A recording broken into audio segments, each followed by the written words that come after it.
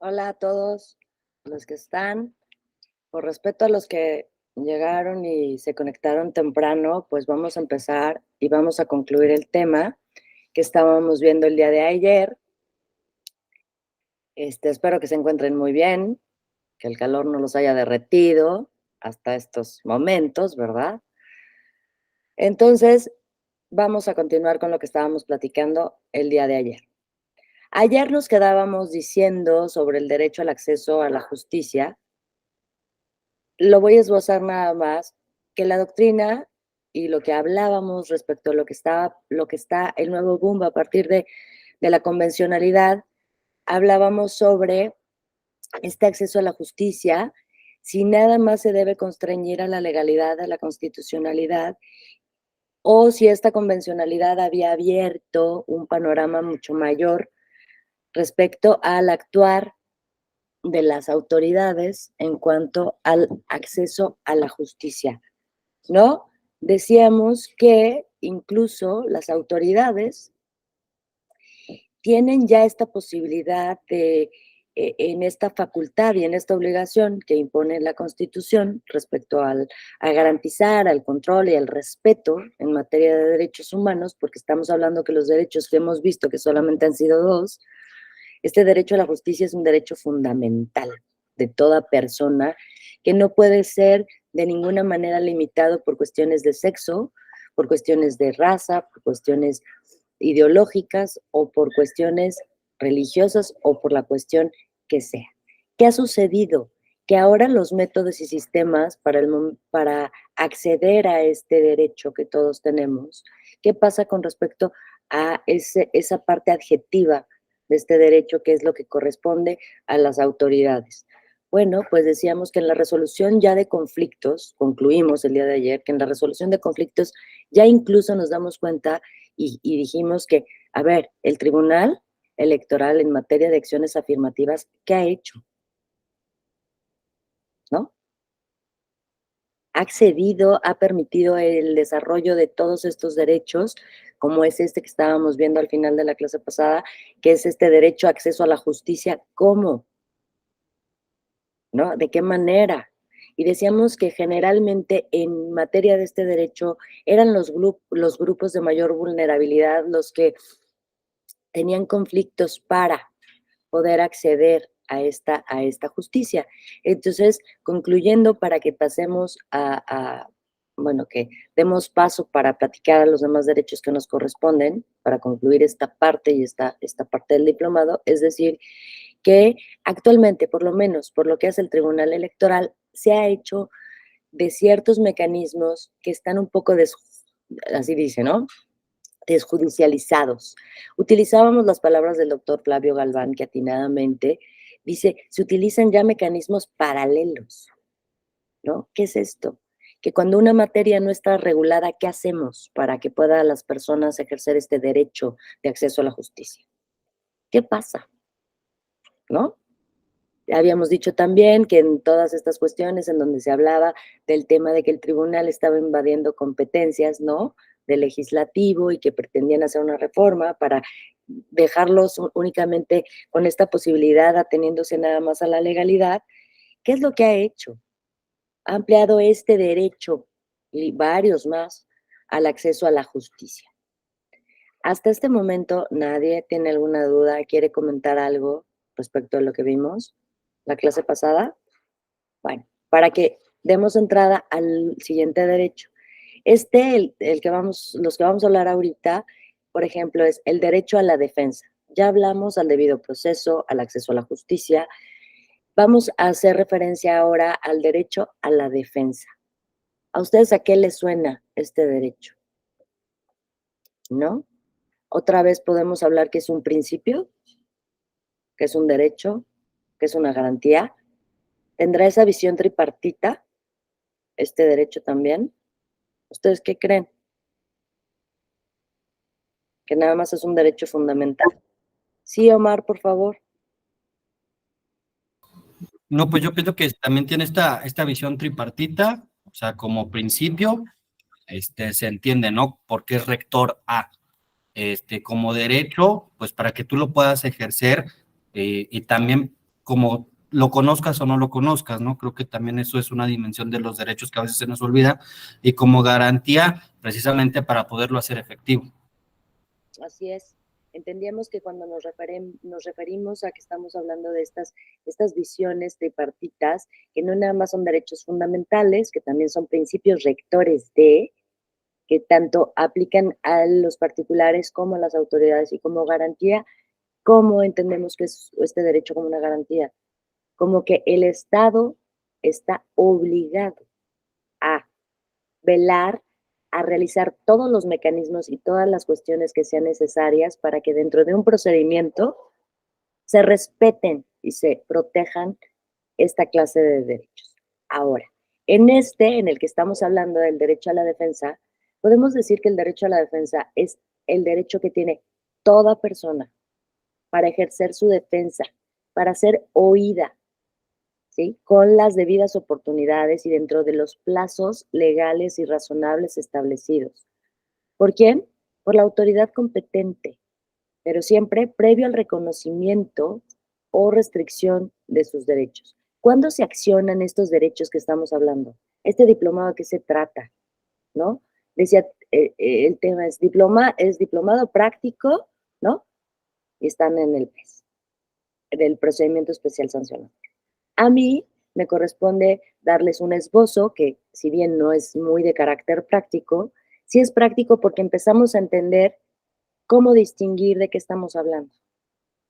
Repito, como principios, como derechos, nos tenemos que poner en la posición tanto de las personas como si fuéramos la autoridad. ¿Sale? Si ustedes son secretarios de estudio y cuentas, si ustedes son secretarios instructores, si ustedes son abogados, si son personas, o sea, nos aplica, como decimos, estos derechos fundamentales, ¿cómo están? Son interdependientes entre sí. Determinábamos que la vulneración a un derecho como el que estamos hablando, ¿qué implica? La transgresión o la modificación a otro. Si no hay un debido proceso, ¿puede haber acceso a la justicia? Si no hay acceso a la justicia, ¿vamos a hablar de un debido proceso? Tampoco. Entonces, hay que entender que todo lo que vamos a concluir el día de hoy, estos derechos que vamos a ver, todos son interdependientes unos de otros, ¿ok? No se puede visualizar uno sin su correlativa relación, bueno, más bien, su correspondencia con otro derecho. Entonces, en este orden de ideas, cuando nos referimos a este derecho a la defensa, nos estamos refiriendo al derecho que tenemos toda persona contra la cual se nos ejercitó una acción respecto de las autoridades, en donde debemos repelerla, ¿no? Porque no siempre una acción que ejerza una autoridad, ¿no? A lo mejor tiene correspondencia con los hechos, a lo mejor lo decíamos ayer, ¿no? Pues pareciera que todo pinta que yo soy la responsable, pero sí tengo derecho a contraponerme a lo que están diciendo, ¿no? Si bien decíamos también que aún cuando seamos, y si el hecho que se nos imputa sea real, o sea, si lo hayamos cometido, decíamos, hasta las personas que han cometido ilícitos, que han transgredido la normatividad, tienen derecho a un debido proceso, tienen derecho y acceso a la justicia, tendrán derecho a la defensa. Ayer concluíamos diciendo, pues ninguno nos dedicamos al derecho penal, bendito sea Dios, y ninguno nos dedicamos a defender a malosos, ¿verdad? Pero pues hasta los malosos tienen abogados, ¿o no? Y las autoridades, sí decíamos, bueno, en los grupos organizados de delincuencia organizada, pues sí hay ciertas restricciones, ¿no? A sus derechos. Pues evidente sí, porque por la gravedad del ilícito, porque es comprobado, pero aún así, como autoridades, tenemos que prever y ver y garantizar. O sea, nosotros como autoridad aplicamos estos derechos entendidos como garantía. ¿Sale? Y principios. Como personas, estamos ejerciendo nuestros derechos fundamentales. Ojo, estos derechos fundamentales son de carácter público o se accionan así nada más porque sí, como el derecho a la vida, como el derecho a la libertad. como estos derechos que son personalísimos, o tendrán cierta naturaleza que tiene un matiz distinto. ¿Cuándo podemos accionar estos derechos? ¿Cuándo? ¿En qué momento? De todos los derechos que hablamos ayer y que estamos hablando el día de hoy. Cuando interviene el actuar de una autoridad. Si no somos parte de un proceso, tenemos que ejercer el derecho, estos derechos de que estamos hablando, pues como para qué, ¿no? O sea, no es así. Entonces tenemos que entender que estos derechos están imbuidos como de este carácter público, ¿no? En donde se interrelacionan los particulares con las autoridades. Y el correlativo ejercicio del derecho con su correlativo por parte de la autoridad, que es esta obligación, ¿sale? Bueno, entonces, si decimos que este derecho a la defensa lo tiene toda persona o en contra de cualquier ejercicio de una acción, léase de carácter civil, de carácter penal, de carácter administrativo, de carácter judicial, ¿no? En todas estas materias operan estos derechos, ¿sí? ¿Y de qué se trata este derecho a la defensa? De repeler, de demostrar la falta de fundamentación en cuanto al hecho que se nos imputa, ¿sale? Esta es la defensa, el repeler, el decir, me voy a defender porque no es cierto, o sí es cierto, pero no como lo estás planteando tú, ¿no? Entonces, este derecho a la defensa comprende todo aquello que se alega por un demandado. ¿Para qué? Para sostener y proteger su derecho o su inocencia, si hablamos en materia penal. Entendamos que todos estos principios consagrados constitucionalmente, ¿de qué carácter son? ¿Cómo nuestra Carta Magna establece estos principios, estos derechos? Generalmente, ¿en qué materia tendríamos que hablar de ellos?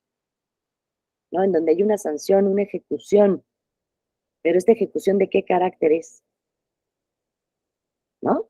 Generalmente es penal, pero todos estos principios, todas estas garantías, todos estos derechos no se restringen a este ámbito, a esta única materia. Se amplían a toda materia, léase civil, mercantil, administrativa, todas las materias. ¿Sale? Si partimos del principio poniéndonos del lado de la autoridad, nos queda clarísimo que estamos obligados, ¿no? A garantizar, a respetar. Ya sabemos, no lo voy a repetir. Bueno, sí lo voy a repetir para que nos quede bien claro. La legalidad, la constitucionalidad y la convencionalidad. ¿Ok? Bueno, entonces, ¿cómo podemos hablar, ya entendiendo este derecho fundamental de carácter público, en donde toda persona tenemos derecho a defendernos, a repeler el acto de autoridad o la acción que la autoridad haya instaurado y que vaya a inferir en nuestra esfera de derechos? Tenemos que hablar de este derecho como una garantía procesal. Todos los que hemos visto, si se dan cuenta, son garantías procesales. Como lo dije ahorita, pues ¿para qué quieres el debido proceso si no estás adentro de uno? ¿Para qué te quieres defender si no es necesario que te defiendas? ¿Para qué quieres el acceso a la justicia si no te han hecho nada? ¿No? O sea, es un poco así, ¿no? Entonces, en este sentido, entendiendo el derecho a la defensa como una garantía procesal establecida constitucionalmente, se encuentra esta garantía procesal, se encuentra íntimamente ligada al principio del debido proceso. Si se dan cuenta, vimos el debido proceso, vimos cuál fue el siguiente, el acceso a la justicia, ¿no? Y ahora el de defensa. Entonces están íntimamente relacionados, íntimamente vinculados. Sin uno, pues los otros no funcionan. ¿Estamos de acuerdo? Todo está realizado de tal manera que es un sistema. ¿Sale? Es un sistema en donde tenemos que observar como autoridades y como particulares todos estos derechos. Entonces, se encuentra íntimamente ligado al debido proceso y es aplicable a todo tipo de proceso, a todo tipo. Administrativo, oiga, y electoral, que al final pues es la materia, ¿no? Que van a ver en las siguientes clases y que otros colegas les van a dar los casos prácticos. Pues para esto les sirve lo que estamos viendo ahorita. En materia electoral podemos hablar del derecho a la defensa. ¿Quién tiene en materia electoral el derecho a la defensa? ¿A quién? Cuando se impugna en materia electoral alguna cuestión, ¿no? ¿Quién tiene este derecho a la defensa? Por regla general, ¿ustedes qué creen? De acuerdo a las resoluciones que dicta el tribunal, que se interponen recursos o medios de impugnación para impugnar determinados actos. Pero estos actos, ¿de quién son? Porque eso es bien importante. No estamos hablando de cualquier tribunal jurisdiccional, ¿no? O no estamos hablando de un caso penal.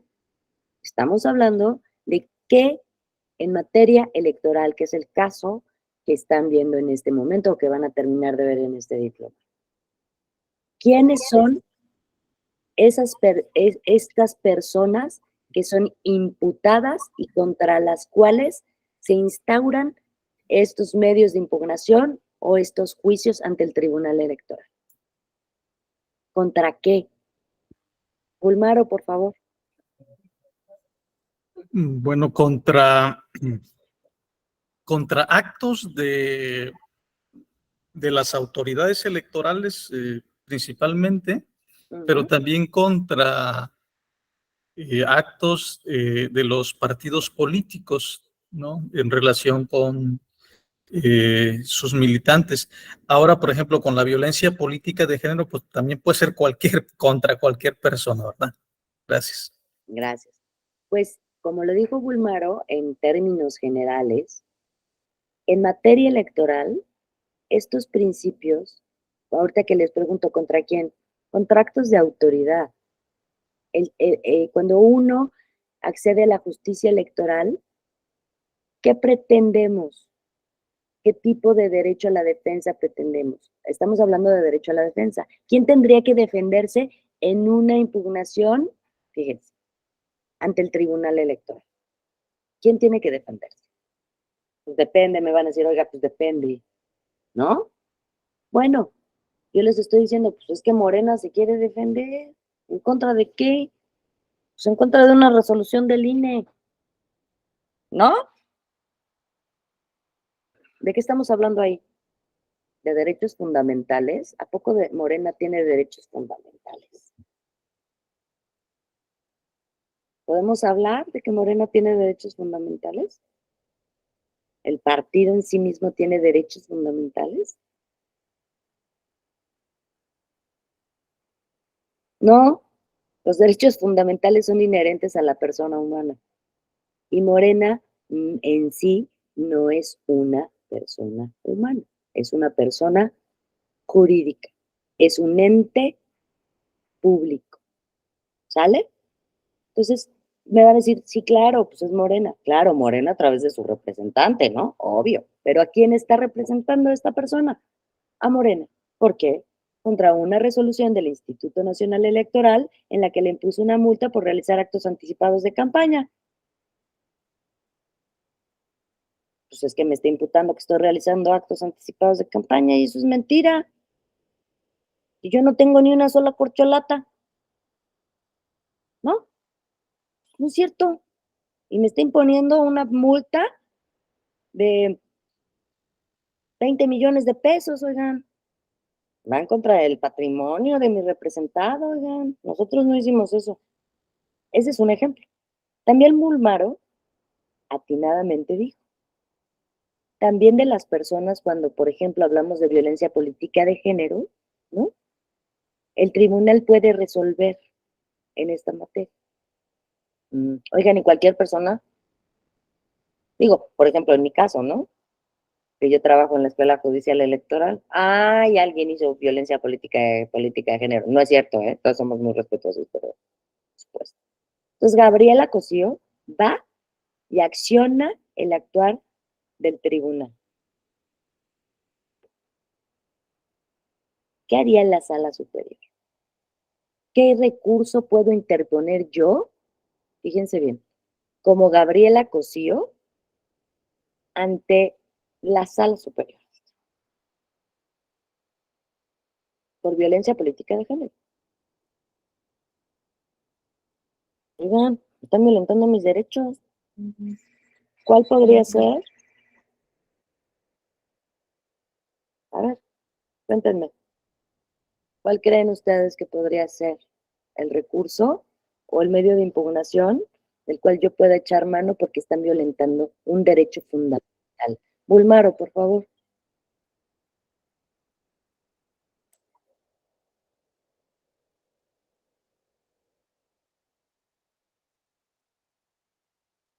Bulmaro, ¿levantaste la mano? Perdón, sí, no activé mi micrófono, perdón. Da.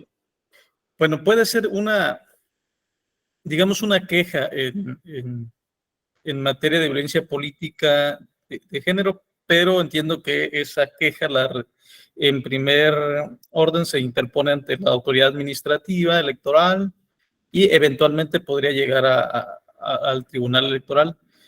Y bueno, cuando sentimos que o una ciudadana o un ciudadano siente que se le violentan sus derechos político-electorales, bueno, pues hace uso de el famoso JDC, que le llamamos el juicio ciudadano, ¿no?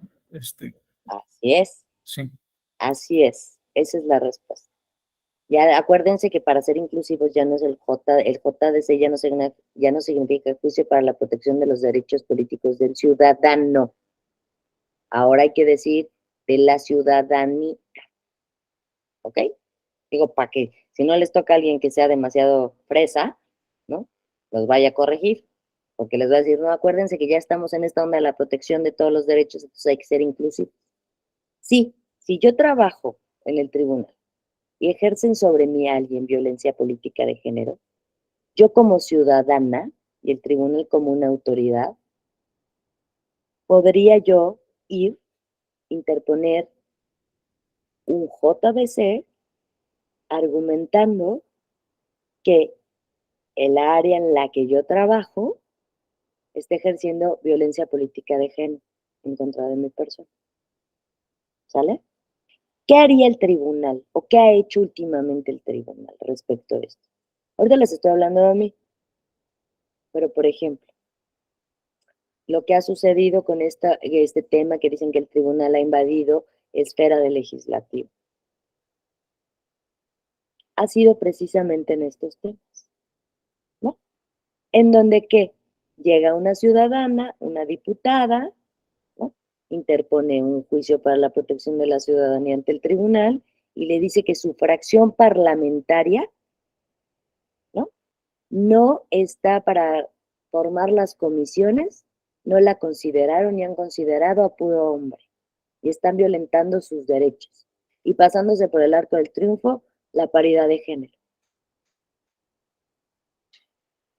Soy una ciudadana, ¿no? ¿Qué derecho están vulnerando? ¿Algún derecho?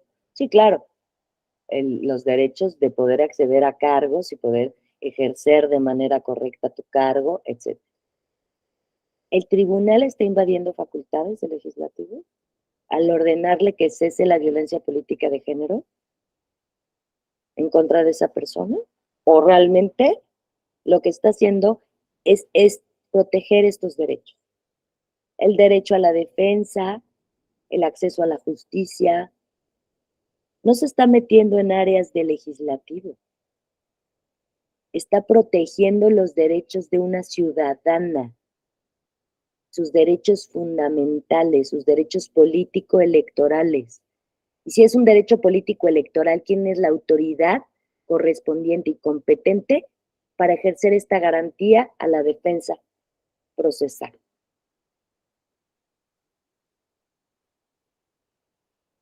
Pues el tribunal, ¿no? Porque a lo mejor esta ciudadana, diputada, hoy se presentó a la Comisión de Defensa de la Violencia Política de Género del Congreso de la Unión. Y nunca le contestó, y han pasado 3 meses, y siguen vulnerándose sus derechos. Pues claro, acude para el ejercicio de su derecho a la defensa, acude ante la autoridad correspondiente. ¿Con qué finalidad? Con que esta autoridad determine y emite una resolución en donde, ¿qué sucede?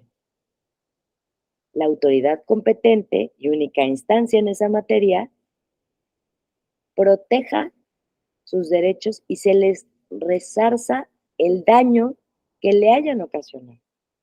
Acuérdense que en materia electoral no procede el amparo y que las resoluciones de qué carácter son. Definitivo e inatacable. Es decir, contra una resolución dictada por el Tribunal Electoral no procede recurso alguno. Por eso, en el debido proceso hay instancias previas que hay que agotar para poder llegar a la última instancia. ¿Estamos de acuerdo? ¿No? Porque si no, ¿qué sucede? Si no agotas las instancias previas, ¿qué te va a decir la sala superior? Pues te regresas, compadre, impúgnale primero a quien debes de impugnarle y ya después que resuelva, vienes aquí, ¿no? Pero en este sentido, esta ciudadana, este ejemplo que yo les di, es el caso, es un ejemplo claro de cómo estos derechos al debido proceso, al acceso a la justicia y al que vamos ahorita de defensa como garantía procesal, el tribunal está obligado, ¿ok? Les voy a decir qué pasaba antes de esta reforma y este boom. No les voy a decir mi edad, pero pues por lo que les voy a decir la van a calcular más o menos, ¿no?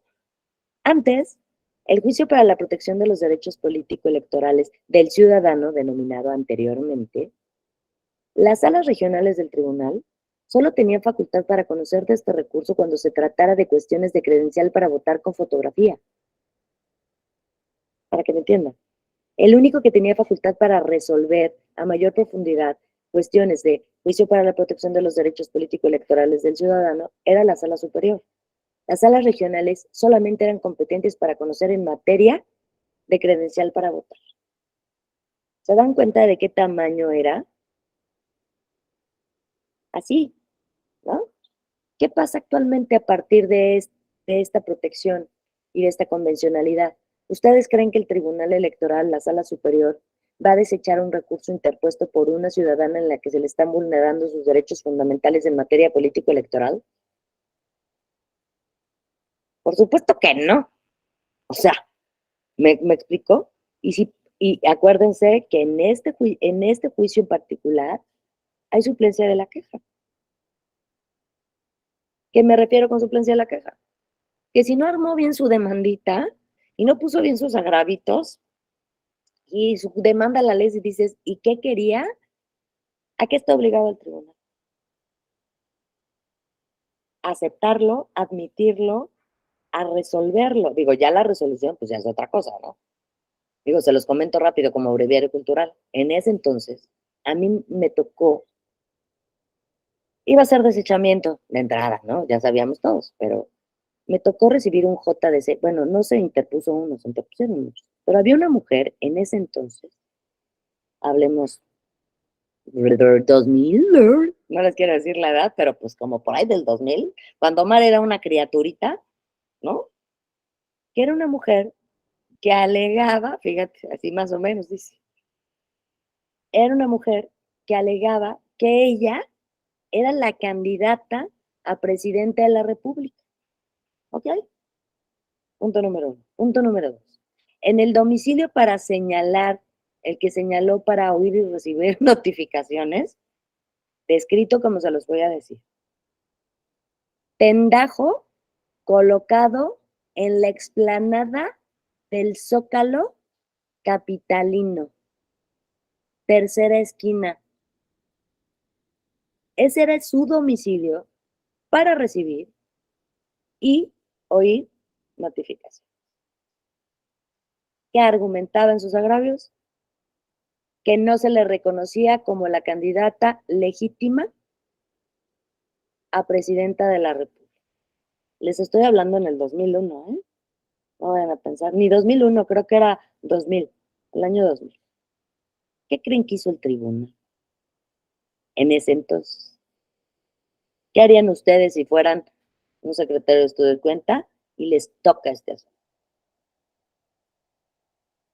En ese entonces, deséchenlo por notoriamente improcedente, ¿no? O sea, a ver cómo. Actualmente, ¿qué creen que pasaría?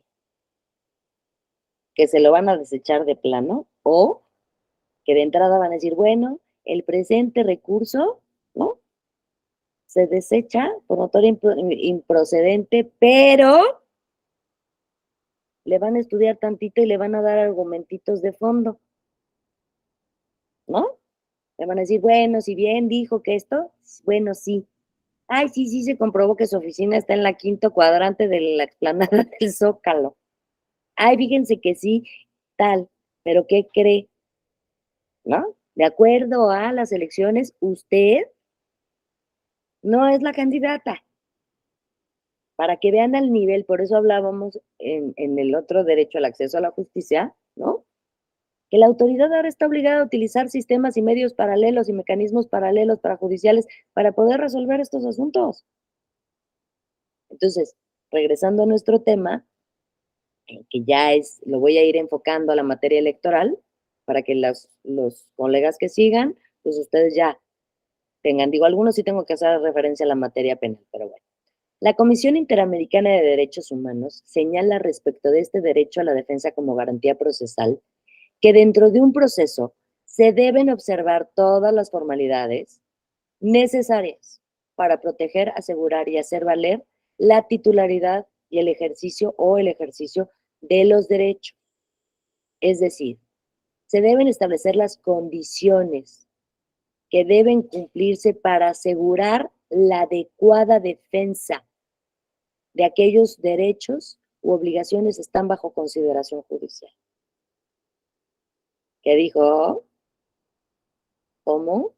¿Cómo se toma? ¿Cómo se come?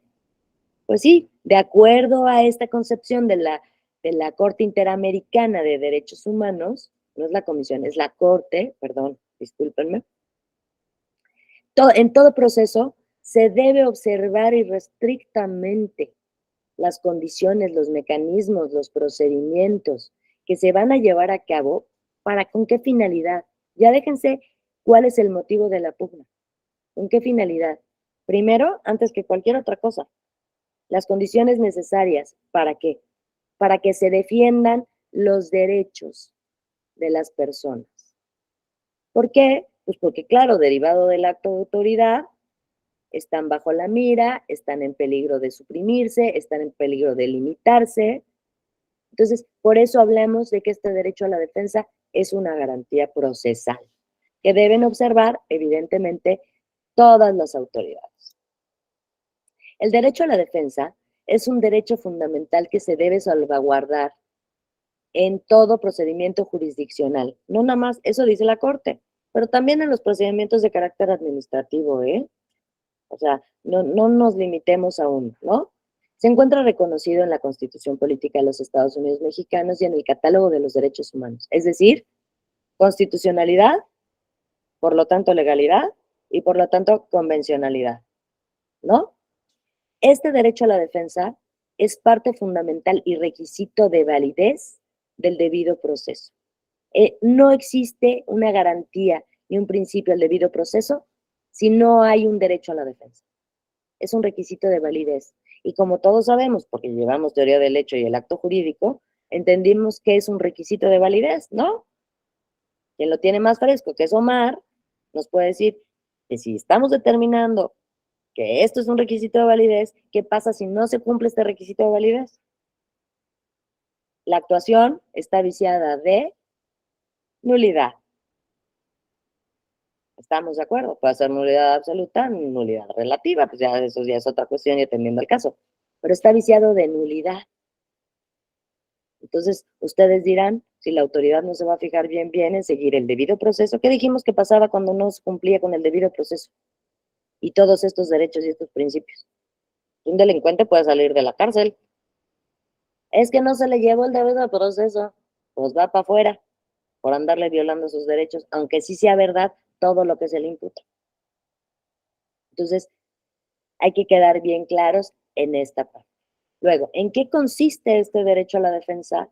Es la posibilidad jurídica y material de ejercer la defensa de los derechos e intereses de una persona en un procedimiento y ante las autoridades correspondientes, asegurándose la observancia de los principios de igualdad de las partes y principio de contradicción. ¿Qué estoy hablando de que es un principio de igualdad entre las partes? ¿Alguien me puede decir? O esto, ay, qué padre, ese era el principio de contradicción. Lo sabemos en su caso. Omar, por favor. Pues de contradicción, o sea, son las partes las que aceptan la información que se va a tener como válida en el proceso. Y de igualdad de partes, que son las partes las que llevan y van creando el procedimiento, ¿no? O sea, no, digamos, en esta división la autoridad solamente debe de encargarse de resolver y son las partes las que van construyendo el proceso con los datos y las pruebas, ¿no? Ok, así es. Y para que lo entendamos mejor y podamos establecerlo de una manera correcta, debemos de decir que el principio de igualdad entre las partes está fundamentado en el artículo 20, fracción quinta, apartado A de nuestra Constitución, el cual establece que las partes, dentro de un procedimiento, tendrán igualdad para sostener la acusación o la defensa respectivamente. Esto es, las partes son iguales y tienen el mismo derecho a defenderse, ya sea en la parte acusada o la parte acusadora. ¿Estamos de acuerdo? Entonces, en este punto es en lo que nos referimos a la igualdad entre las partes. Tienen el mismo derecho a que sean tratadas de manera igualitaria, por lo que hace al derecho de la defensa procesal. No porque seas el acusado, no te van a tratar igual que el acusador, ¿va? Se tiene que tratar de manera igualitaria. Así lo establece el criterio y lo ha sostenido la Suprema Corte de Justicia de la Nación.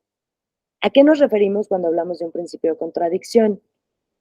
Este principio rige en materia procesal y se refiere, toda persona tiene derecho a confrontar las pruebas que se presenten en su contra dentro de un procedimiento.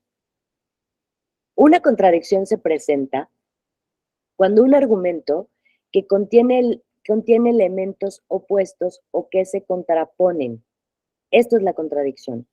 ¿Estamos de acuerdo que si las dos partes estuvieran bajo el mismo punto, pues no habría controversia? ¿O no? O si estamos en lo mismo, entonces ¿para qué nos peleamos?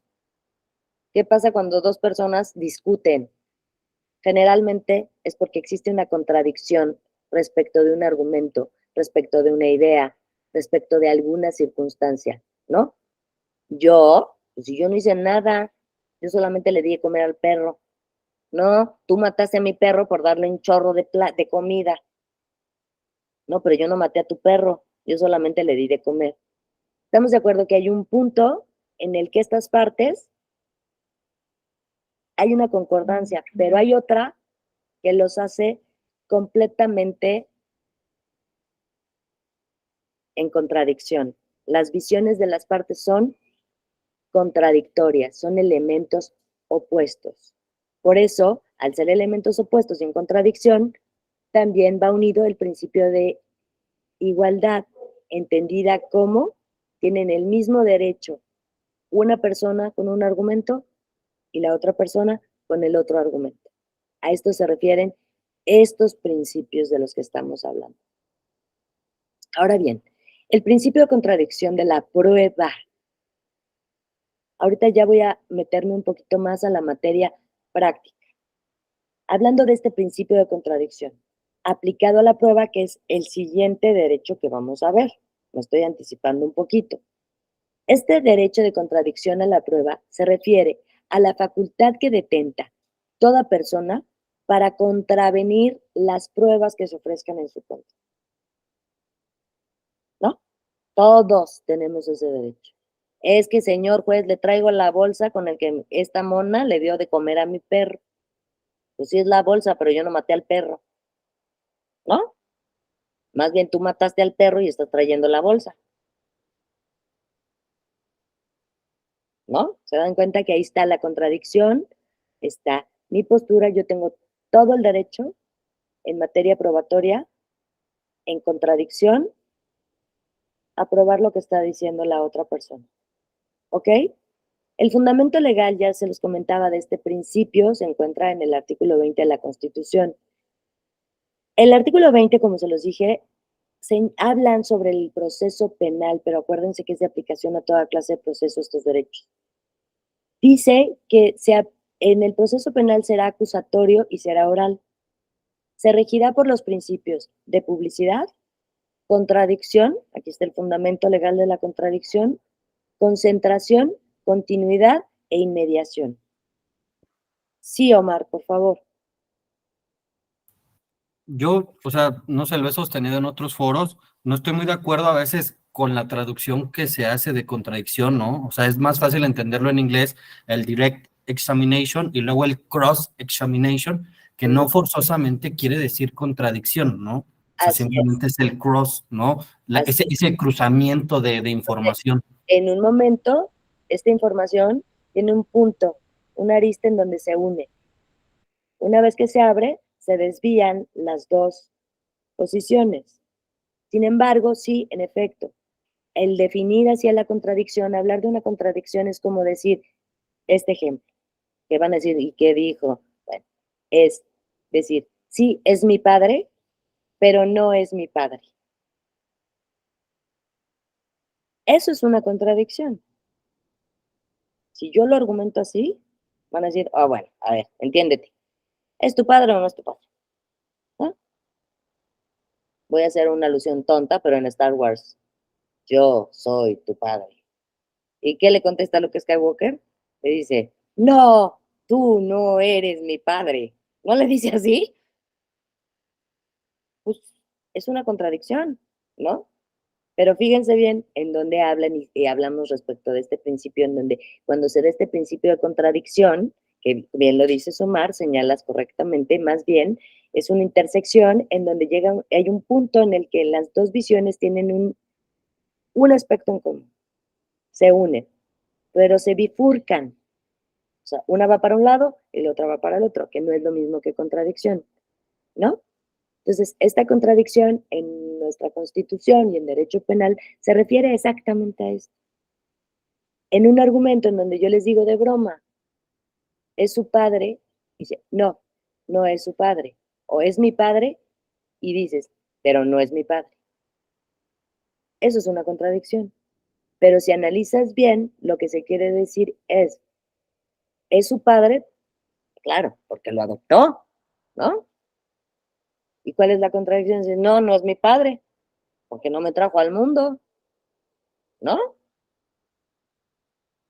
¿Cuál es la coincidencia de acuerdo a lo que dices tú, Omar? La coincidencia es la palabra padre. ¿Soy o no soy? ¿Cuál es en donde se bifurcan la contradicción? En donde, pues sí es su padre, o sea, la palabra padre es lo que une. ¿Y qué lo divide? Que es, y la otra, no, no es, ¿no? Es un poco un ejemplo tonto, un ejemplo coloquial, pero creo que ejemplifica, ¿no? Un poco lo que entendemos por este principio de contradicción. Que me gusta la aportación de Omar, me gusta más esa. Pero pues, hay que traducirla bien al español, mi querido Omar, porque muchos no hemos ido a Open English, ¿no?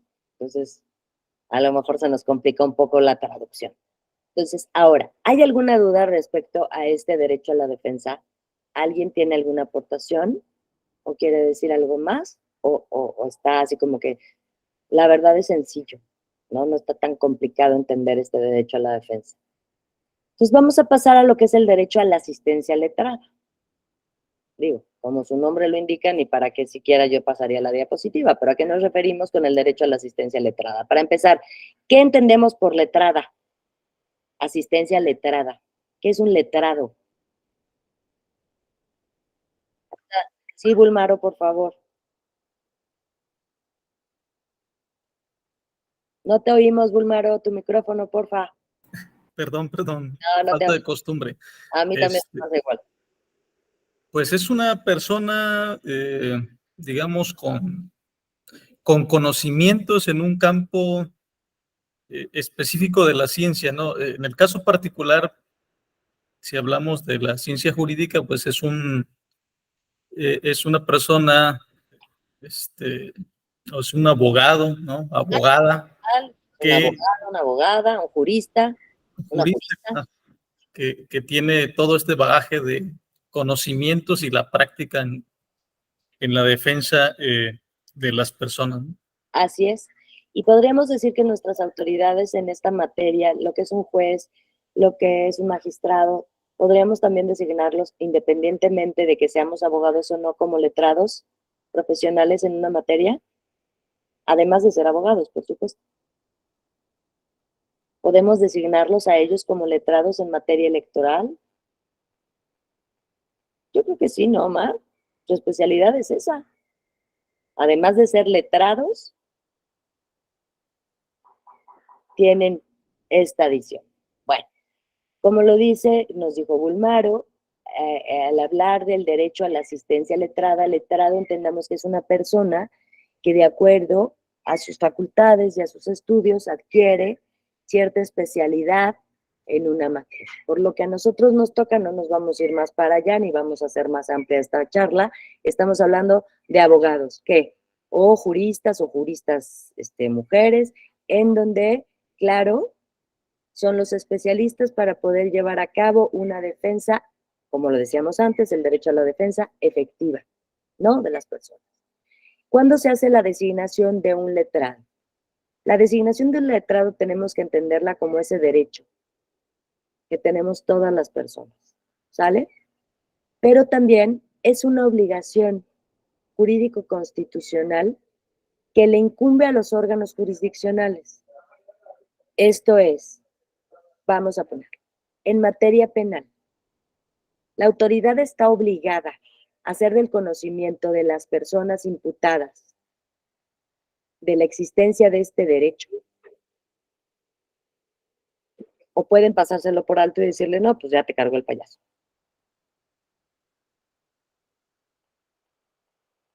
No, es una obligación correspondiente a las autoridades de que se trate hacer del conocimiento del imputado el ejercicio de este derecho, que es la asistencia letrada. Es decir, hacerse llegar de un especialista para que pueda llevar a cabo la defensa de sus derechos, la protección, defensa, etcétera, de sus derechos. Bulmaro, por favor. Bueno, quisiera hacer una reflexión en ese sentido, ¿no? Uh-huh. La ley señala que tiene que ser una persona que tiene un título profesional en la licenciatura en Derecho. Uh-huh. Ahora, en la práctica, pues no es garantía de que sea una persona letrada, ¿no? Uh-huh. Digo, cuando estudiaba la carrera, por ejemplo, recuerdo mucho a un maestro que nos decía, cuando vayan a litigar, por favor no pongan en su despacho asuntos civiles, penales, mercantiles, amparo y demás, ¿no? Porque eres un todólogo. Exactamente, porque terminan no sabiendo nada, ¿no? Había que especializarse en un área del derecho. Ahora que, bueno, yo ya llevo algunos años en esta materia electoral, pues sí, comprendo que en efecto es para dominar totalmente, y no totalmente, diga parcialmente el derecho electoral, la verdad que sí se lleva mucho estudio y mucha práctica, mucha dedicación. Entonces, yo he escuchado, por ejemplo, algunas propuestas en este sentido de que el gremio de los abogados puedan constituirse en un órgano colegiado que pueda de alguna manera certificar que efectivamente esta persona pues tiene los conocimientos precisamente para garantizarle este derecho que tienen las personas a una defensa adecuada, profesional, a una persona letrada, ¿no? Porque, pues, usted sabe seguramente, y las compañeras y compañeros también, que abundan las escuelas, las facultades de Derecho, que no tienen como la calidad, ¿no? pues para ofertar esta carrera y que año con año salen muchas personas egresadas, pero realmente con una deficiencia terrible en esta área del derecho, y que pues al ratito van a representar a una persona, van a defender a una persona en tribunal, y pues la verdad es que queda vulnerado ese derecho que tenemos, o que tenemos todas las personas, a que nos defienda una persona especialista, profesional en el tema, ¿no? Gracias. Así es, Bulmaro, en la práctica es así. Cuando nos referimos a estos principios, acuérdense que una cosa es todo lo que podamos hablar de manera doctrinal y de manera legal, y acuérdense, como yo se los decía ayer, ¿no? Está padre que esté escrito, pero pues, ¿qué pasó con la jueza? ¿No hablábamos ayer del caso de la jueza? Debido proceso, la defensa, la justicia, todo lo que estamos viendo ahorita, se lo pasaron por el arco del triunfo. Y sí, en efecto, al estar hablando del derecho a la asistencia letrada, estamos en el entendido que sean personas especializadas en la materia que se trate. Por ejemplo, yo nunca he litigado penal. Yo lo que sé de penal es lo que aprendí en la carrera. Ya parece que yo me voy a poner a defender a un pobre hombre que estoy jugándole la vida, la existencia y la libertad, ¿no? Pero esa ética profesional la tenemos cada uno, ¿no? O sea, los que estamos aquí todos los días nos capacitamos y vamos agarrando más cursitos y maestrías y doctorados. ¿Para qué? Precisamente para adquirir estos grados de profesionalismo, ¿no? Que nuestra materia, por ejemplo, electoral, cada día requiere más, ¿no? Uno va estudiando una cosa y de repente salen con su domingo 7 y ahí vas a estudiarla. Toma la barbona, ¿no? Y si hay una nueva reforma, ahí le va de nuez, ¿no? Esto hablábamos el día de hoy, ¿no? Cuando salió lo del plan B, bueno, ya nos tenían a todos estudiando el plan B, haciendo todo un estudio de que cómo se podía adecuar y no sé qué. Y el dichoso plan B, todos decíamos, bueno, va a estar chistoso, ¿no? Que nosotros aquí actualizándonos, ya sabes, armando todo. ¿Y qué pasó con el plan B? Lo que yo les dije en todas las clases que di previas al día de hoy, ¿no? Les decía, bueno, si el plan B está de origen tildado de inexistente, porque no se llevó de acuerdo al procedimiento legal establecido, pues ¿cómo pueden declarar válido, constitucional el contenido? Suena ilógico, ¿no? Para todos nosotros. Si de origen, en un elemento de existencia, está viciado, ¿qué pasaría? Es inexistente, punto, se acabó, no le des la vuelta. Entonces, ¿qué pasaba con el contenido? ¿Era necesario estudiar el fondo del plan B? ¿Ese plan B se hizo fuera del procedimiento legal establecido? Pues no tiene ningún caso. Bueno, pues esa es la situación con este derecho a la asistencia letrada. Pero ojo, no nos dejemos llevar tampoco por eso. Hay ciertas materias, acuérdense, que no se necesita la asistencia letrada, ¿eh? Se puede representar por cualquiera. ¿De qué materia estoy hablando? Y que luego son más avispados que hasta los abogados, ¿eh? Con todo respeto. Los famosos coyotes. Los famosos coyotes fuera de los tribunales laborales, de las juntas de conciliación, que están afuera y que llega el trabajador y no sabe ni para dónde, porque acuérdense que en materia laboral tú te puedes representar a ti mismo. No se tiene que estar representado por un abogado para llevar a cabo el procedimiento. Y estos coyotes, perdón, se la saben de cómo se las explico. Nosotros, así como diría Bulmaro, mejor me voy, ¿no? Lo mismo ha de pasar en otras materias, pero el caso importante es entender que constitucionalmente este derecho a la asistencia letrada es un derecho consagrado constitucionalmente, ¿ok? Todos tenemos derecho a que se nos asigne este tipo de asistencia letrada. El nivel, como dice Bulmaro, sea bueno, sea malo, bueno, querríamos en una panacea hermosa que todos los que nos defiendan, por ejemplo, de oficio, fueran personas conocedoras de la materia y comprometidas, ¿no? ¿No decíamos? Que a pesar de no recibir dinero a cambio de la defensa de oficio, hicieran bien las cosas. pero es chistoso, ¿no? ¿Ustedes creen que lo hacen de manera gratuita, aunque debería ser gratuita porque la Constitución establece que esta asistencia debe ser de carácter gratuito? ¿Ustedes creen que la hacen gratuitamente?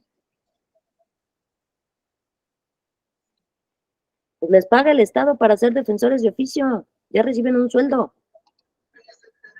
¿Y lo hacen así?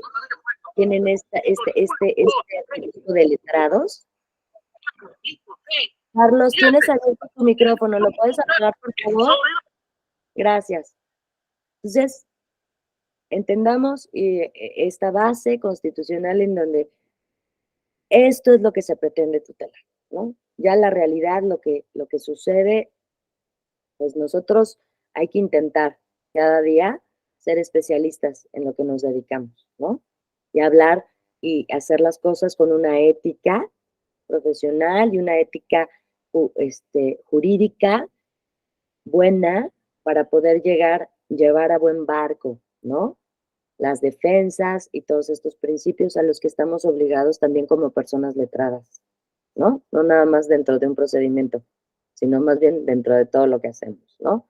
Entonces, esta garantía constitucional que hace efectivo el derecho a la defensa en un juicio y el debido proceso, también es un derecho fundamental que tiene todo detenido a la asistencia de un abogado que lo asista en qué, no solamente orientándolo, sino más bien verificando las diligencias judiciales. ¿A qué hablamos con verificando estas? Cada una de las instancias del proceso, ¿qué tiene que hacer esta asistencia letrada? Llegar a presentarse con su representado y decir, mire, le voy a decir, usted tiene este derecho, este derecho, este derecho, este derecho. Gracias. O, más bien, tiene la obligación de decirle, tienes estos derechos, podemos actuar esto, mira, el Ministerio Público va en esta parte, la autoridad está actuando ya en este punto. Esa es la asesoría a la que nos estamos refiriendo, ¿no? En esta asistencia letrada que acompañen como derecho fundamental a la persona durante todas las etapas de un procedimiento, ¿sale? Ahora, tiene la finalidad de proteger los derechos del inculpado, ¿sale? Mediante la lectura e información de qué se le está imputando, hacerle saber cuántas personas no los detienen y no tienen ni la menor idea de por qué diablos están ahí, ¿no? ¿Cuántos chivos expiatorios no hay? Digo, estamos hablando en materia penal, como les dije. Bueno, les dije que ya íbamos a hablar del electoral, pero es que en la electoral no hay chivos expiatorios, la verdad. ¿Para qué decimos mentiras? Entonces, el derecho fundamental que se encuentra en entredicho, ¿qué es lo que tenemos que proteger como asistencia letrada? Este derecho que están poniendo en entredicho, ya sea en penal, mi libertad, ya sea en administrativo, la Secretaría de Hacienda y Crédito Público que me está enjuiciando porque dice que soy una deudora cuando yo tengo todas mis declaraciones, ¿no? O ya sea incluso en el mismo organismo en el que trabajas que dice que en tus declaraciones patrimoniales se encontraron inconsistencias, entonces, claro, te vamos a levantar una acta administrativa. ¿Y cuál va a ser la consecuencia? Te vamos a inhabilitar para ejercer tu cargo porque, ¿qué crees? ¿Tendremos derecho o no a esta asistencia? La tenemos. Y es un derecho, como les digo, fundamental. ¿Para qué? Para que lo que se encuentre en entredicho respecto de nuestros derechos sea asistido, seamos asistidos en todos los momentos, no solamente ya cuando ya tenemos el agua en los aparejos, ¿no? O sea, ya cuando pues ya la van a llevar, señora. No, pues espérese tantito, me hubiera dicho antes, es que, ¿qué cree? Ya se le agotaron sus instancias previas. Chin, el plazo era hasta ayer. ¿Están de acuerdo que no, va? Que los plazos son importantes, que los plazos de todo proceso hay que seguirlos de acuerdo, que las personas en las que está su derecho fundamental en juego, ¿qué hace esta asistencia letrada? Prever todas estas circunstancias, cada etapa, los plazos, las pruebas, las actuaciones judiciales, las resoluciones, la posibilidad de interposición de algún recurso de apelación, en su caso, en otras materias, el amparo, ¿no? O incluso, como dice Bulmaro, si es abogado en esta materia, decirle a su cliente, no, amigo, todavía ni te avientes, porque ¿qué crees? La sala superior te va a rechazar con todos tus papelitos de vuelta, ¿no? También como abogados tendremos que decirle, ni te metas en esta onda de ahorita, porque lo único que vas a hacer es agotar la única instancia que tienes. ¿O no? Porque una vez que la sala superior resuelve, ¿qué? Lo dijimos, es definitivo e inatacable. ¿Se ve vulnerado con una resolución del tribunal tus derechos o los derechos de quien interpone los recursos una vez resuelto? ¿Estas resoluciones y sentencias de la autoridad modifican los derechos o no? Sí, sí los modifican. Entonces, como esta asistencia letrada, de eso se trata exactamente, de que se protejan este derecho, que estemos en pleno conocimiento y que tengamos la asistencia de un profesional para que nos diga exactamente cómo van las partes y qué es lo que podemos y no hacer y en los tiempos que podemos y no hacerlos. ¿Con qué finalidad? Con la protección del derecho que se encuentra en juego o controvertido. Ahora, no existe, ya no hay ninguna duda de lo que es la asistencia de letrados, ¿no? ¿O alguien quiere hacer algún comentario? ¿Algo? No. Entonces, ¿a qué nos referimos? Vamos a pasar a lo que es el derecho a probar, ¿no? Está a lo mejor un poco raro escrito, pero así es como se nos encomendó. O vamos a hablar del derecho a las pruebas, ¿no? Al derecho probatorio. ¿A qué nos referimos con este derecho a probar? Este derecho se encuentra consagrado en el artículo 20, apartado B, fracción cuarta, apartado C, fracción segunda de la Constitución Política. ¿A qué se refiere? En este artículo se dispone que toda persona imputada y la víctima u ofendido se les recibirán las pruebas que ofrezcan, otorgándoles el tiempo legal necesario para el efecto de ¿qué? De presentar pruebas y auxiliándolas a las dos partes como sea necesario. Oiga, presente pruebas de su dicho. ¿Pero qué cree? Le digo que le estoy notificando hoy para que presente pruebas. Tiene usted 3 días hábiles para reunir todos los papelitos que le estoy pidiendo. ¿Sale? 3 días son suficientes para ir a sacar copias al office, ¿no? Para buscar su acta de nacimiento y para buscar todos los documentos que le estoy pidiendo que no me los anexó para que probemos quién dice que es usted, ¿no? La autoridad no le va a decir, tienes exactamente 12 horas a partir de ahorita a mañana y estás encarcelado para que me des los papeles. Pues, ¿cómo si estoy encarcelado?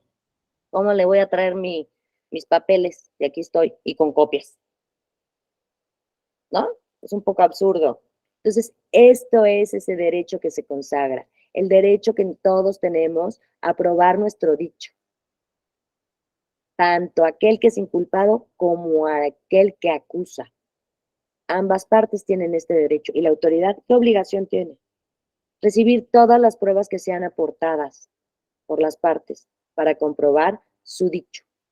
Si existiera alguna duda respecto a los tiempos y a las pruebas que deben aportarse, es una obligación de la autoridad señalar y orientar cuáles son las pruebas que se requieren y cómo y en qué tiempos debe hacerse. ¿Ok? De acuerdo a la Comisión, más bien a la Convención Americana de Derechos Humanos, las partes en una controversia tienen derecho de interrogar a testigos y a peritos y, en su caso, de obtener su comparecencia. O sea, yo puedo llegar y decir, quiero de testigo a Omar. Omar estuvo en mis clases. Oiga, pero Omar vive en Chihuahua. Pues que se trepe a un avión y que le caiga, ¿no? Tengo ese derecho.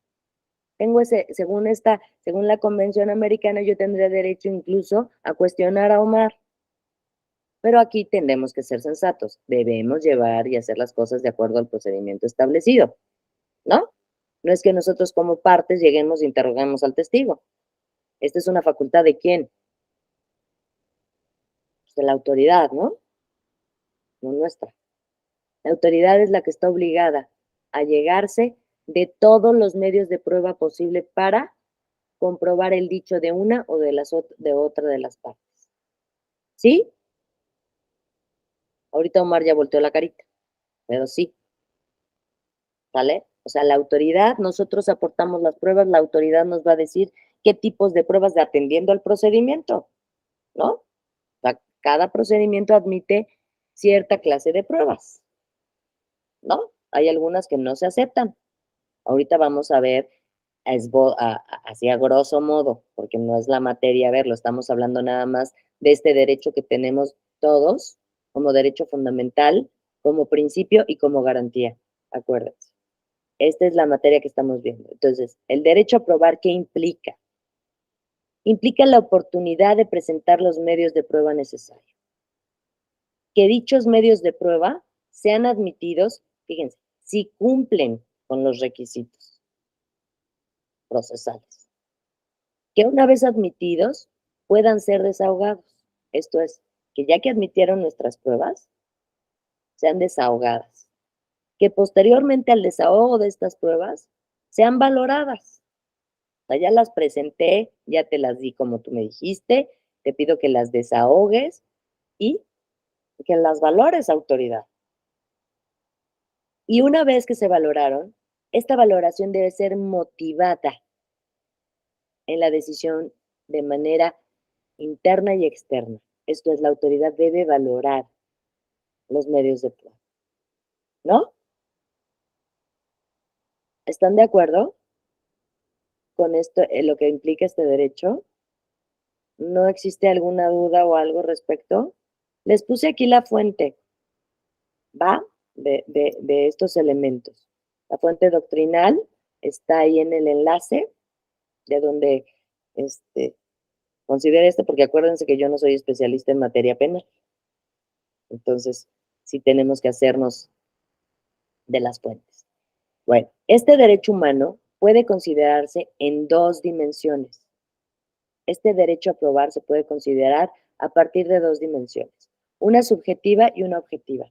Cuando hablamos de la dimensión del derecho a probar, refiriéndonos a esta dimensión subjetiva, estamos hablando de que conlleva la posibilidad de las partes en un procedimiento de ejercitar y exigir la producción de la prueba necesaria para acreditar las proposiciones tácticas. ¿A qué me estoy refiriendo? Es la posibilidad de ejercitar y exigir que existan las pruebas necesarias para acreditar los hechos. Si una autoridad acusa o hace parte a una persona en un procedimiento, nada más lo va a hacer porque se inspiró, porque se lo dijeron. Pues, me inspiré, hoy amanecí creativo. Las autoridades para iniciar un procedimiento del carácter que sea tienen que estar esta actuación motivada. ¿Y motivada en qué? ¿En un dicho? ¿O en una prueba? Ahorita Omar me va a decir, basta con el dicho para que lo entamben. Pues sí, sí, pero debe haber pruebas de ese dicho, o yo puedo llegar al Ministerio Público y decir que mi vecina, ¿no? Me quiso matar. Ok, señora, pásale con el médico legista. Ah, me quiso matar con un cuchillo, mire, mire, me lo puso aquí en la costilla. Todavía lo siento. ¿Qué va a decir el Ministerio Público? Ah, sí, tráiganse a la vecina, vamos a entambarla. O primero, el Ministerio Público va a decir, señora, háganos el favor y pase con el médico legista para que la examine y nos diga exactamente en dónde tiene usted la marca del puñal que le puso su vecina en la costilla. Ay, bueno, es que no le apretó tanto, oiga. Y yo traía un suéter, ¿no? Hay una presunción, pero no hay una prueba. En la presunción no es lo mismo que una prueba. Hay que aprender también a distinguir estos puntitos, ¿no? Entonces, esto es por cuanto hace a esta dimensión subjetiva. Ahora, en cuanto a la dimensión objetiva, obliga a las autoridades u operadores jurídicos a valorar la prueba según corresponda. O sea, nosotros presentamos las pruebas. Yo voy, presento mi denuncia, me levanto la blusa y enseño mi clavada. Ah, sí tiene una clavada, pero presénteme una prueba de que fue su vecina, porque antes de que yo instaure un procedimiento en contra de su vecina, usted tiene que demostrarme que su vecina le puso el cuchillo aquí. Vuelvo a preguntar, ¿operaría la simple presunción o yo tendría, de alguna manera, que si estoy acusando a mi vecina, de presentar, aunque sea una prueba de que fue mi vecina la que me puso el cuchillo aquí? En esta dimensión objetiva, ¿qué tendría que suceder? Le presento al Ministerio Público, porque mi hijo estaba grabando el hecho, y le presento el video en donde mi vecina llega, me amenaza, me pone el cuchillo. Entonces llego con el Ministerio Público y le digo, mire, entonces, ¿es una presunción o es una prueba de que estoy diciendo la verdad? Y estoy probando el hecho. Claro, ya después cuando se instaure el procedimiento de la autoridad, ya van a decir, ok, ¿por qué le quiso usted clavar el puñal a la señora? Pues porque ella me lo puso primero. Una contradicción, ¿no? ¿O no es una contradicción? Ella me lo puso primero. A ver, ¿y en dónde está la prueba de que ella se lo puso primero? Es que yo no tenía el hijo en la ventana tomando el video. Ups. Acuérdense cómo es una regla general en materia probatoria, antes de que se las dé yo. El que afirma está obligado a probar. El que niega está obligado a probar. ¿Seguro, Omar? ¿Cuándo está obligado el que niega a probar? Carlos, por favor. El que niega también está obligado a probar cuando su negativa también lleva la afirmación de un hecho. No cómo expresarlo en este momento, pero sí dice, bueno, ¿sabes qué? Yo niego totalmente esto, pero hay hay una conducta ahí que se realizó y ahí va implícita en la negativa, pues eso es lo que quiero decir. Así es, Carlos, exactamente. Cuando el que niega está obligado a probar. Por regla general, el que niega no está obligado a probar, pero cuando su negación implique una afirmación, ahí tenemos otra contradicción, Omar. ¿Cómo niega y luego afirma? Te niego que no fui yo. El cuchillo sí es mío, pero no. Y yo también estaba ahí, pero no fui yo. ¿Hay afirmativas? Sí, sí hay afirmativas en la negación.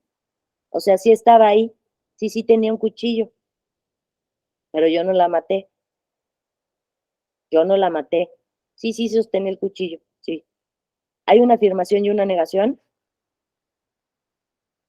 Sí la hay. Entonces, en ese momento, el que niega está obligado a probar, cuando de su negativa vaya implícita una afirmación, ¿no? O como yo digo, o un ejemplo más tonto, ¿no? Oiga, usted es su padre, entonces es deudor alimenticio, ¿no? No, sí soy su padre, pero no soy deudor alimenticio. Ah, cabrón. Pues si es su padre, entonces, y es menor de edad, entonces, por lo tanto, es deudor alimenticio, ¿no?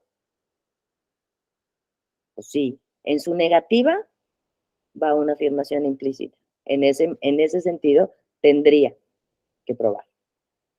El Estado mexicano está obligado a valorar las pruebas con base a una libre apreciación. O sea, no puede estar imbuido de condicionamientos y de subjetividades. Debe ser una libre apreciación. Si no lo hace de esta manera la autoridad, incumple su obligación constitucional y convencional. Tiene que valorar las pruebas de manera libre. Si no, incumple. Y si incumple la autoridad su obligación en materia de protección y de convencionalidad y constitucionalidad, ¿quién le puede pasar a todo el proceso? No hay proceso, ¿verdad? Por lo mismo que estamos hablando de que todos estos derechos son interdependientes. El derecho a probar implica la posibilidad que tiene una persona de utilizar todos los métodos posibles. ¿Con qué finalidad? Con la de convencer al juez sobre la verdad del interés material perseguido. Yo le puedo presentar todos los medios de prueba. ¿Para qué? Para comprobar y corroborar mi dicho. ¿Qué tiene que hacer el juez? Valorarlo de manera libre. ¿Ok? El que afirma está obligado a probar la existencia del hecho o el derecho. El que niega no está obligado, salvo cuando su negativa envuelva la afirmación expresa de un hecho. No soy su padre, pero sí soy deudor alimenticio. No, pues, ¿cómo? ¿Cómo? Eso es un poco a lo que nos referimos y como se dan cuenta, por eso hablamos del principio de contradicción, Omar. Ahí ya dimos varios ejemplos en donde, si bien es cierto lo que tú y yo ponderamos, enriqueciste mucho mi badaje jurídico con tu apreciación, también es verdad que este principio se presenta. Sí, sí se presenta. Además, acuérdense también que nosotros los mexicanos tendemos al doble sentido de todo, ¿no? Decimos una cosa e interpretan otra. Y nosotros, a ver, momento, no, ¿no? Digo, no, en nuestra profesión no, porque somos letrados y somos especialistas, pero a veces podemos decir una cosa que sonaría contradictoria, ¿no? Por la forma de manifestarnos, por la forma de hablar, por la forma de exteriorizar nuestras ideas. Ahora, los hechos eximidos de prueba, o sea, aquellos hechos que no requieren ser probados de acuerdo a la Suprema Corte de Justicia de la Nación, son los hechos admitidos, los hechos presumidos. Fíjense, ya hablamos de la presunción por ley, pero la presunción por ley, no porque yo lo presuma. La ley tiene que presumir que un hecho es así. ¿Sale? Hechos evidentes. Cuando estamos hablando, cuando hablamos de actos anticipados de precampaña y de campaña, hablaríamos de que no se tienen que probar porque son hechos presumidos por la ley. Porque el procedimiento especial sancionador de eso se trata, chicos. ¿O no? Actos anticipados de campaña. Tema importantísimo ahorita. Es una presunción legal y cuando alguien sale en la televisión con una pancarta de este tamaño que dice voten por mí, cuando todavía no inicia el proceso, ¿qué será? Una presunción legal, ¿no? Eso es una presunción legal. ¿Cuándo podría ser este ejemplo que les estoy poniendo un hecho admitido? Que no requiere prueba. Sí, sí, yo estaba ahí, puse la pancarta de que voten por mí. ¿Lo tengo que probar? Pues ¿para qué lo pruebo si ya está admitido? No es necesaria la prueba. Los hechos evidentes. Puta, es evidente que salió en el noticiero. O sea, es evidente que tenemos un chorro de candidatos o precandidatos de manera anticipada en nuestros televisores todas las noches. ¿Es un hecho evidente o no? Sí, sí, es un hecho evidente. Aunque quiera ponerle el nombre que van a ser los coordinadores para la cuarta transformación y a Chuchita la bolsera. Es un hecho evidente. Entonces, indefinidos. Los hechos indefinidos no son objeto de prueba. ¿Cómo vas a probar algo que es indefinido? Bueno, qué sé yo, que sí sé. Pues no sé, la verdad es que, híjole, creo que sí. ¿Será objeto de prueba el creo que sí? Bueno, no sé, mire, es que a lo mejor pasó, pero no sé. ¿Cuántas personas había? Híjole, pues no sé si éramos 2, no, éramos como 10. ¿Es un hecho cierto o es un hecho indefinido? O sabe que es que van a hacer actos de precampaña. ¿Qué día? No, no sé. Dijeron en la semana. ¿Podré probarlo? No, es indefinido. No sabemos. Entonces tampoco es objeto de prueba. Los hechos negativos, como ya lo dijimos, ante la negativa que no implique una afirmación, no se debe probar. Los hechos impertinentes. ¿Qué será un hecho impertinente? Pues así lo dice la Suprema Corte. ¿Qué será un hecho impertinente? ¿A quién se le ocurre que debamos probar un hecho impertinente?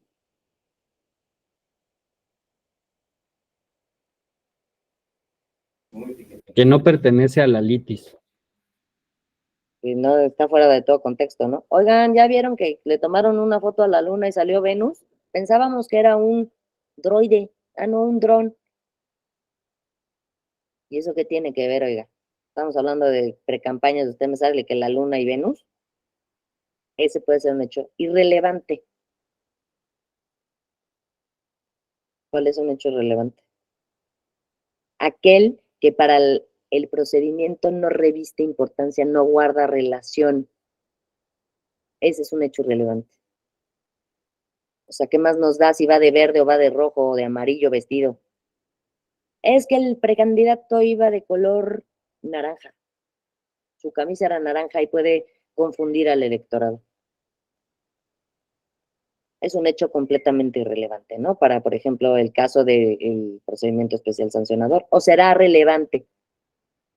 O lo que están analizando ustedes o para lo que van a analizar en el procedimiento especial sancionador es si en la publicación salió con una camiseta anaranjada. Oiga, pero era anaranjada pollito. No, es que está incitando a votar por Movimiento Ciudadano. Nayeli, por favor. Creo que ahí aplica el depende, porque habría que analizar si dentro de las pruebas se puede vincular con las otras para que al momento de vincularse se determine que efectivamente incitaron a la votación. Vaya, depende de los otros elementos con los que se pueda hacer válido. Claro, en el procedimiento especial sancionador, ese sería un estudio apropiado. Pero si yo te digo que este candidato que al que están acusando por cometer actos de campaña es del PRI y traía una playera anaranjada, y en la impugnación del PES dicen, y además, fíjese, trae una playera anaranjada. ¿Qué le vas a contestar tú, Nayeli? ¿Es un hecho relevante o es un hecho relevante? Irrelevante porque es su gusto. Pues claro, o sea, vas a decir, ¿y a qué viene al caso si es del PRI, no está fomentando la propaganda para movimientos? Pero es que usted no sabe, porque seguramente tiene intereses ocultos. ¿Cómo el candidato del PRI va a querer fomentar el apoyo a Movimiento Ciudadano, por el amor de Dios? ¿No? Bueno, a ver, Omar, estamos en una clase seria, muchacho. Estamos entendiendo que a pesar de que yo utilice términos coloquiales y les haga yo 2 que 3 chascarrillos y les ponga ejemplos así, pues obviamente sí también, pero eso ya acuérdense que es materia de algún curso que se llama Los Juegos del Poder. En vez de los Juegos del Hambre, vamos a hablar de los Juegos del Poder, a ver quién llega primero, ¿no? Pero es una forma de ejemplificar un hecho que para el efecto de ustedes, que es este diplomado del procedimiento especial sancionador, es irrelevante. O sea, de entrada ni lo estudias porque no implica. ¿Qué otros hechos no son objeto de prueba? Los hechos notorios, ¿no? Podríamos decir notorio y evidente podría ser lo mismo.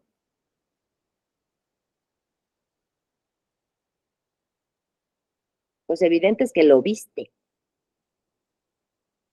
con estos ojitos. Notorio, ¿qué será?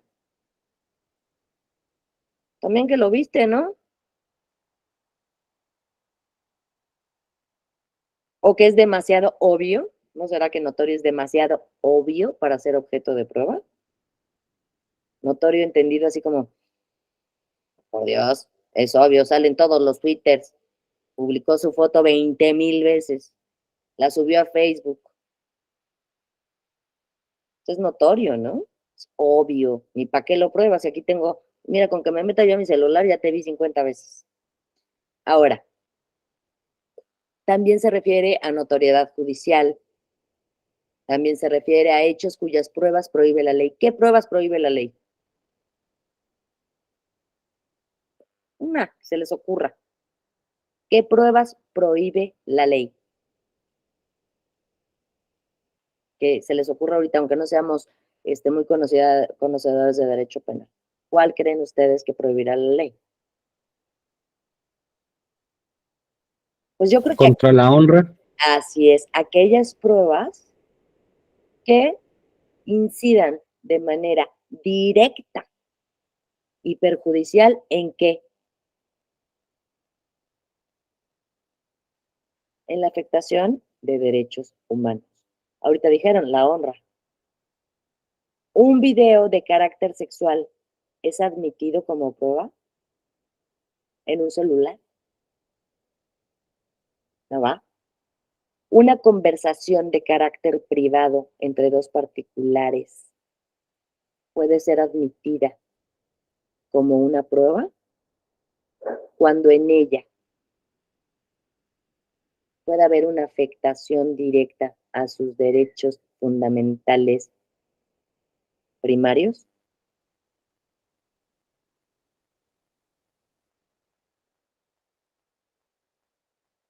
No está tan fácil, ¿va? Ahí sí ya está un poco más complicado. En esta materia, en cuanto a las pruebas que la ley prohíbe, hay que atender exactamente a la ley de la materia que se trate. ¿Ok? Acuérdense que cada procedimiento atendiendo a la materia lleva su procedimiento específico. Ahora bien, todos estos procedimientos en todas las materias, a pesar de su especificidad, como es el caso que están viendo ahorita, si bien están establecidos en la ley, acuérdense que siempre van a ser tendientes y su finalidad, ¿cuál será? Que en la resolución y en todo el procedimiento y en sus etapas se protejan, se garanticen todos estos derechos procesales que estamos viendo en este momento. ¿Sale? Bueno. Ahora, no existe ninguna duda, los medios de prueba, para terminar. Consideramos medios de prueba la confesional, testimonial, el dictamen pericial, inspección judicial, reconstrucción de los hechos, documental, confrontación, circunstancial, careo y las llamadas no especificadas. ¿Qué son las llamadas no especificadas?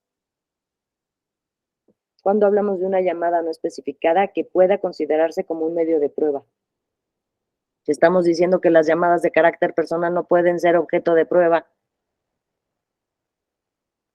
¿Cuáles son las no especificadas?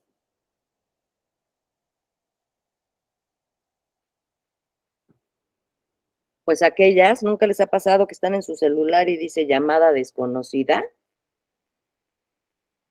Que aparece en su pantalla, llamada desconocida, número privado.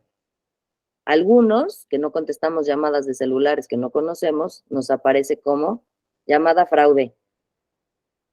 Estas son las llamadas desconocidas. ¿Por qué desconocidas? Porque no, antes de tomarlas no tenemos conocimiento de quién la está realizando. ¿No?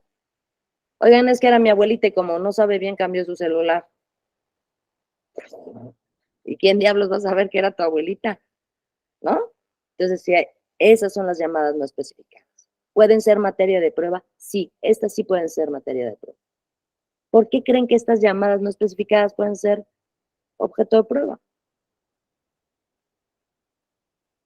Si les estoy diciendo, pues estas llamadas no especificadas pueden ser objeto de prueba, ¿por qué? Porque al no especificarse, al no saber quién es el que está realizando esta llamada, ¿vulneraríamos sus derechos?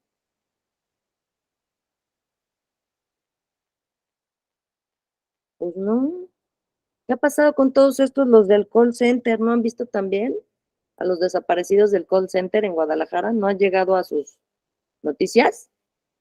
¿Qué creen que hacen estos de los call centers? Que luego dicen que son de HSBC y no son de HSBC.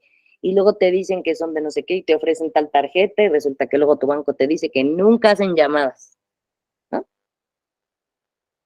Estas llamadas que no está especificado quién las realiza, sí pueden ser objeto de prueba.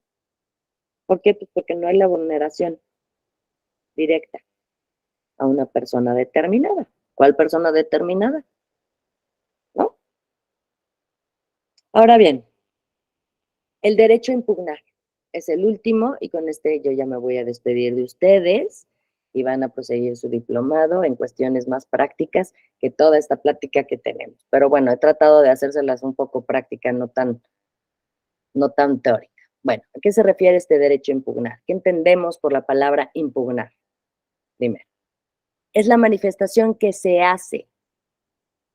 ¿Por qué? En desacuerdo con una resolución o decisión de carácter judicial o administrativo, es decir, ante un acto de autoridad que vulnera o que está por vulnerar nuestros derechos, nosotros, ¿cómo nos podemos defender? Impugnando esa resolución, ese acto administrativo, ese acto judicial. ¿Cómo lo harían ante una orden de aprehensión? ¿Cuál sería su medio de impugnar esa manifestación a un rechazo, a una actuar de la autoridad? Si estuviéramos hablando de derecho penal, estamos hablando del amparo, ¿no? Pues me llegó una notificación de que me van a meter a la cárcel. Pues acudes a un colegiado y le dices, oye, yo no sé, no tengo ni idea, pero por favor, vengo a impugnar y que me otorgues un amparo y suspendas este acto de autoridad y detengas en este momento este procedimiento. ¿Por qué? Porque me está causando un perjuicio, ¿no? Ahora, esto es una impugnación, esta manifestación que se hace en desacuerdo a un acto, una resolución de carácter judicial o administrativo.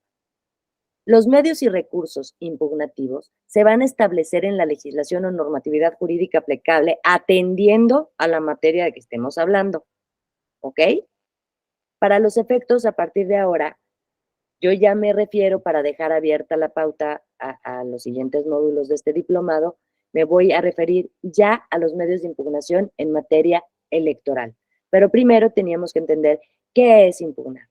Y impugnar es esta manifestación en rechazo o desacuerdo con un acto, una resolución de una autoridad de carácter judicial o de carácter administrativo.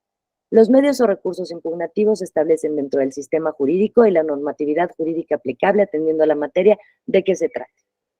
¿Qué implica? Oponerse a las razones o resoluciones que son emitidas por una determinada autoridad. Esto es una impugnación. Ahora, tendremos que distinguir entre impugnar y apelar. ¿Impugnar y apelar será lo mismo? Dice Omar, no. Entendamos que cuando hablamos de la interposición o de la apelación o un recurso de apelación, este recurso lo concede el juez, la apelación. Para que haya una apelación, ¿qué tiene que haber primero? Previa a una apelación, tiene que haber una resolución judicial que nos afecta. ¿Y qué efectos tiene la apelación? Cuando tú apelas, le estás pidiendo a una autoridad superior que revise la resolución que te está causando un perjuicio. ¿Qué efectos tiene esta apelación? La apelación tiene efectos suspensivos, o sea, suspende el acto en ese momento, como es el amparo, ¿no? Suspende. Ya se consumó el acto, ¿qué le voy a suspender, oiga? Esta apelación puede tener efectos restitutivos, es decir, sí, pues ya me amoló, pero ahora que me restituya, ¿no? Sí. ¿Y qué otro efecto? Diferido, es decir, bueno, esta apelación puede decir, esta audiencia no se va a llevar a cabo ahorita porque estás en Europa vacacionando. Ya sé que así no opera, pero es un supuesto. Oiga, me están citando, no puedo estar ahí, me es físicamente y prácticamente imposible estar ahí. Apelo a usted, señor juez, para que por favor difiera la audiencia de alimentos. De eso se trata apelar. Ya la audiencia ya se señaló la fecha y la hora. ¿Qué es lo que estás apelando? Que esa resolución te está afectando en tus derechos y tú pides en apelación que se difiera. Este es un ejemplo de cuando en apelación se difiere, o sea, el efecto que tiene la apelación es diferir. Ahora bien, el recurso de impugnación. ¿Qué es esa manifestación en desacuerdo con una resolución o un acto de autoridad? ¿Qué se pretende con estas impugnaciones? La impugnación como tal va a suspender la sentencia, es decir, los efectos que pueda tener una sentencia, pero ya estamos hablando de una sentencia, es decir, un acto definitivo, no una etapa procesal. ¿Sale? Estamos hablando de que la impugnación opera cuando ya hay una sentencia o resolución definitiva de una autoridad determinada. ¿Cuáles son los efectos de impugnar estas sentencias? Que esta sentencia, su ejecución queda suspendida cuando se resuelve el medio de impugnación sobre esta sentencia o sobre esta resolución definitiva. ¿Qué sucederá? Una, o prosigue el efecto de la sentencia impugnada, o dos, el medio impugnativo funcionó ¿para qué? Para suspender esos efectos de esa resolución. ¿Sí quedó claro cuál es la diferencia? Que la apelación puede ser en cualquier parte de un proceso, ante un acto determinado de autoridad. La impugnación va en contra de una resolución que en primera instancia tendría carácter de definitiva. ¿Qué hace la impugnación? Se interpone el recurso de impugnación, se suspenden de momento los efectos y la ejecutoria de esa sentencia o de esa resolución, y una vez que se resuelve el medio de impugnación es el que resuelve si tiene efectos la sentencia o la resolución, o se le dan nuevos efectos a esa resolución. Es decir, el INE excedió sus facultades. Entonces, esta resolución en recurso de apelación que se interpuso en este RAP, en donde el INE interpuso esta sanción, tienes razón, ya te había impuesto 10 millones de pesos. Se equivocó el INE, no es así. Debes 20 millones de pesos. ¿No? ¿Por qué? ¿Qué hace? Acciona el actuar de la autoridad para que revise ese acto de autoridad. Estamos revisando el acto, no estamos pidiendo que se suspenda en el tiempo, no estamos pidiendo que este acto procesal se difiera en fecha, no, estamos hablando ya propiamente de una resolución que ya produce efectos. La impugnación sirve para detener esos efectos, que se vuelva a analizar todo ese caso y la forma en que esa autoridad resolvió. ¿Para qué? Para que la impugnación, ¿qué hace? ¿Cuál es su efecto? Suspender los efectos o lo que se haya declarado en esa resolución, confirmar la resolución, decir, no, está bien, o sea, nada más me hiciste trabajar. La autoridad actuó bien y de conformidad. Por lo tanto, se confirma el acto impugnado. Pero ya estamos hablando de un acto definitivo. ¿Qué pasa cuando ante el tribunal interponen un medio de impugnación sobre un acto que todavía no concluye? Es decir, vengo a impugnar porque yo quiero ser corcholata. Es más, no, yo quiero ser precandidato a la presidencia por Morena. Y no me están haciendo caso, la verdad. O sea, tienen a sus 5 corcholatotas que salen en la tele. ¿Qué les va a decir el tribunal? ¿Qué contestarían ustedes como tribunal? Y es una resolución que emitió ya Morena, decirle, tranquilo que estos no son los candidatos, tranquilo que no hemos hecho el procedimiento de selección. ¿Qué va a decir el tribunal ante esta impugnación que interpone un sexto corcholato que dice que no lo incluyen o no lo han incluido en la convocatoria o no le ha llegado la convocatoria para participar, para ser el coordinador general de la Cuarta Transformación? ¿Qué le contestarían ustedes como sala superior? A ver, Nayeli, ¿qué le contestarías? Que son procesos interpartidistas y que por ende tiene que acudir con la comisión respectiva del partido para que la comisión investigadora resuelva lo conducente. Ok, pero ya lo hizo. ¿Y qué le dijeron? Le dijeron, no, espérate tantito. La respuesta fue, espérate tantito. ¿Qué le va a Pues- resolver el tribunal? Pues se tiene que esperar. Tú lo dijiste, se tiene que esperar. Si lo dijeras como el tribunal, como la sala, lo dirías. ¿Procede su recurso de impugnación? ¿Es procedente? ¿Hay agravios? Sí, pues sí hay agravios.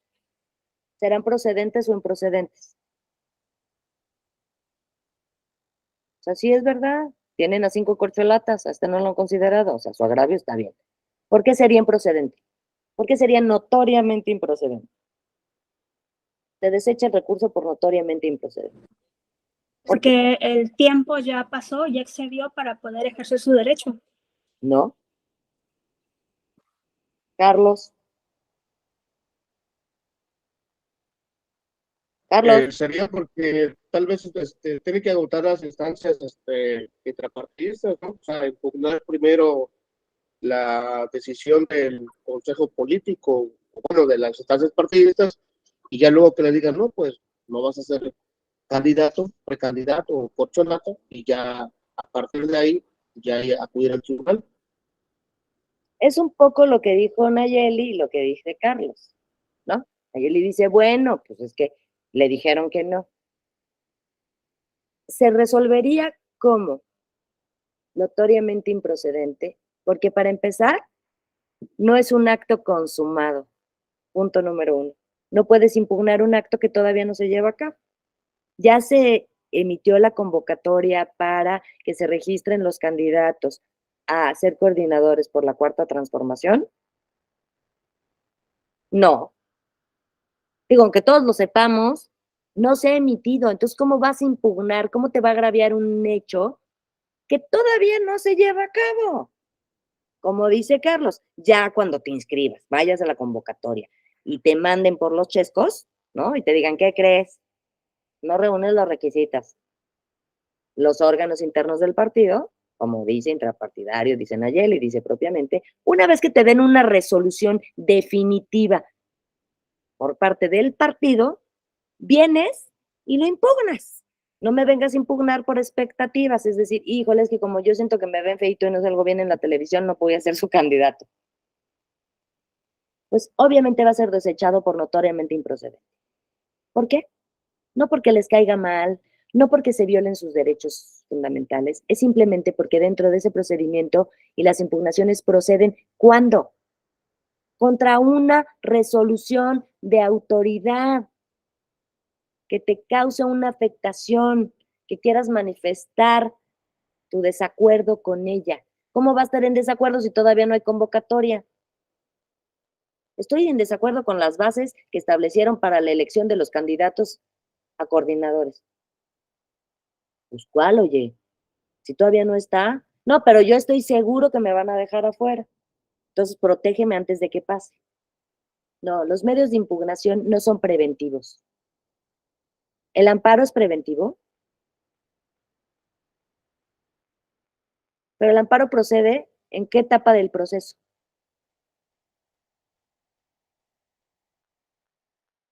Cuando se emite el primer acto, ¿no? Cuando te quieren detener de manera ilegal. Pero el medio de impugnación no aplica así. ¿Nos queda claro cuál es la diferencia entre apelar y entre impugnar? Y para los efectos de las clases que vienen dentro de este diplomado, que va a ser práctico, entendemos en qué momento hablamos de este derecho a impugnar, cuándo tienes derecho a impugnar y o sea, de qué hablamos cuando decimos que estamos impugnando. Bueno, entonces ya me puedo sentir satisfecha. Ya para qué les digo, ya les dije aquí lo que es apelar. Les agradezco muchísimo, espero que les haya servido estas 2 pláticas, espero que se las haya hecho lo más ameno posible. Dentro de un diplomado práctico, pues hablarles de teoría no es así muy gratificante, pero les agradezco mucho que hayan estado, que sea todo un éxito la conclusión de este diplomado, que tengan un excelente jueves y su subsecuente fin de semana. Les agradezco mucho. Cuídense. Muchas gracias. Hasta luego.